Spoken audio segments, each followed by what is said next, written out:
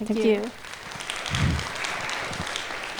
So hello everyone, I'm Yue Jiang from Auto University.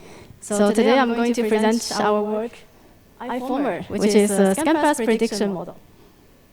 So how can we evaluate UIs? I think the previous two talks already motivated this. But I think evaluating UIs based on UI itself is not enough. That's why an important aspect of UI is user. So we need to have a better way to understand how users perceive UIs. So designers already use like visual saliency information to evaluate UIs. For example, saliency map can give you some idea like where people, which parts of the UI would attract more attention. And Scanpaths will give you some insights about the visual flow, like in which order people would look at UI elements. So we can conduct visual attention studies to evaluate whether users actually would look at the UIs in the correct order. But as in the previous talk, Peiton actually mentioned that collecting human feedback is very time-consuming. So we actually need a model to simulate how people look at different kinds of UIs. So previous work mostly belong to two categories. One is saliency-based Scanpaths prediction. So the basic idea is like, given an input UI, the models predict saliency map first, and based on the saliency map, we can get the Scanpaths.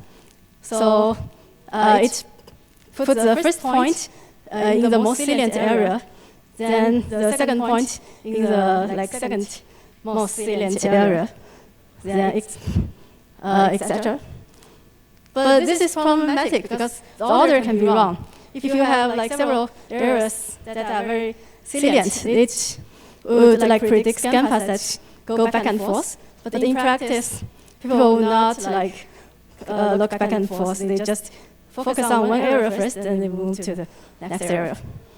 The reason for this is the step of selecting points from saliency map is not differentiable. So you can use supervised learning to optimize Scanpaths, to optimize saliency map. But because the process between saliency map to Scanpaths is not differentiable, so they cannot optimize Scanpaths using loss terms. Another category of previous work is to generate trajectories. But this kind of models did not pay attention to UI elements. So they try to mimic how people the trajectory of the Scanpaths. But many fixation points are not on the UI elements. This is also problematic. In addition, none of the previous work consider individual differences. Different people actually look at UIs in different ways. So this is a big limitation in all the previous work. So what we want to do here is we want to predict Scanpaths given the input UI so that it can correctly predict fixation points and the trajectory. And at the same time, we want to personalize it. So I proposed the transformer-guided reinforcement learning model. The policy network here is we use a vision encoder to encode the UI element, the UI image, and then we use a fixation decoder, which is a transformer to output the points. So given the input image, we predict the distribution of the first point.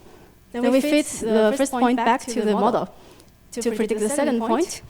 Then in the end, we can get the entire Scanpaths. So the reward function has two parts. One is the saliency part. The saliency term optimizes the fixation position. And the Scanpaths term optimizes the trajectory so that we can consider both. How it works is whenever we have the first point, we get the salient value of the first point as the reward value for the first point. Then we implemented inhibition of return. So we block this area because people will not like look the same area all the time. Then we predict the second point and get the second reward value. And we block it again. For example, if the third point is very close to the second point, it will get like 0 reward value. Then in the end, once we have the entire Scanpaths, we have a like dynamic time warping term to optimize the trajectory. So all the like both saliency term and Scanpaths term are not differentiable. That's why I chose to use reinforced learning, because if we use supervised learning, we cannot optimize on those terms. So in this case, we can predict Scanpaths on natural images and different kinds of user interfaces. Our model also enable personalization. So we can predict personalized Scanpaths. How I did that is like I implemented a viewer encoder. Let me zoom into this part. So the viewer encoder is actually a trainable matrix. You can consider it as a mapping from the user to a user vector. Then once we get the user vector, we fit the user vector to our model to predict the personalized Scanpath. However, once we have a new user, we actually don't know the user vector because we don't know the user ID. Then how should we do this? We try to ask a new user to like look at 50 different UIs to get some samples. Then we freeze this AI model. Then we back propagate to update the user vector. In this case, we can get the user vector for the new user. Then we can predict personalized Scanpaths for this new user and predict different Scanpaths for different users. So here is an application. We can actually optimize UIs based on our personalized Scanpath prediction. So for example, the designer can provide a UI and like, for example, the 3 most important elements on this UI in this order, and they want users to look in this order. Then we can optimize the UI based on our personalized Scanpath. So this is the result for the new user. Then we actually check that all the Scanpaths actually follow the 3 desired, look at the 3 elements first and in the desired order. Then we can have different personalized Scanpaths, personalized UI layouts for different users. We also checked that by doing this kind of personalization, these 3 elements actually attracted more attention on like those personalized UIs compared to the population level optimization. So for future work, I think the problem of the limitation of our work is like I only focused on free viewing UIs. But when we use UIs, we often have some tasks.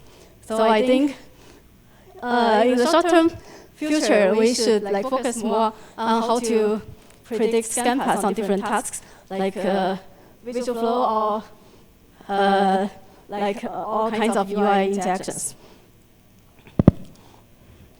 In this work, we actually replace the user feedback with AI models to simulate users. I think my longer-term vision is like we should actually embed this into the generation process. So instead of evaluating UIs considering our like user behaviors, we should also generate UIs considering user behaviors. So we should have like designer in the loop, and in real time, maybe users can also give some feedback to the design. So I think maybe in 5 or 10 years, we can have very flexible inputs. We can consider all kinds of different aspects. Then the AI model can generate very diverse UI outputs based on all these factors. I think another future work is like we should have better prediction on eye checking. I actually figured out that all the data sets were collected by asking people like not moving their head. That is, I think that's a big limitation. So I think in the future we should consider eye movement as a multimodal prediction. We need to consider like how our head move and how our body move. Then in that case, maybe we can have better eye tracking prediction, and at the same time we can create better like gaze interactions. I think that's all. So I'm on the job market. If you know any openings, let me know. And since I'm graduating, our group is hiring new students. Our group is working on something a little bit different from my research.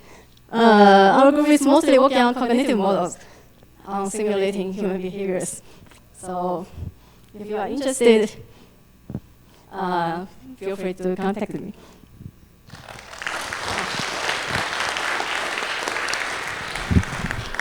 Yeah, hi, I'm Taejun from KAIST. And thank you for your impressive work. And I was wondering, I was thinking of, as I've been understanding this field of research, the human eye movement is known to be decided with two mechanisms, like stimulus-driven factor and the goal-driven factors are competing like at any time, and just some outcome is decided by that competition in our brain. So I actually think your model included the goal-driven factors by putting users' data for the reinforced learning, but because they are competing and this is so complex, so even a tiny prior objective the user has that in mind at the moment can like seriously impact the gaze path, like even across individuals and also within individuals. So I was because it's so impressive. So I was also thinking about like kind of how to consider that goal-driven factors that some user might have at the moment will be counted in the future, or like do you have any considerations? So that's why I actually propose to like have more task-based prediction. In that case, maybe we can even combine some like cognitive models to analyze how people like react to different tasks. Then in that case, it's maybe a combination of like AI models and cognitive models might work. Yeah. So for example, like even for the same web page, like some user might have, okay, I'm finding this, I'm finding that. So it's like the kind of goal factors like impact too much. So that's gonna be like counted with them some combination with the cognitive factors at the moment. Yeah, I think so. Yeah, I also found like some people actually read from right to left because of their language. Then it also affected a lot. Yeah, thank you. Shuming Jai, Google. Hi, this is great work. For anyone who has jobs, I cannot recommend any highly. We know visual attention and Scanpaths are fairly complex. There's many factors. There's involuntary and voluntary aspects of it. And also, in other words, there's a lot of task dependency as well.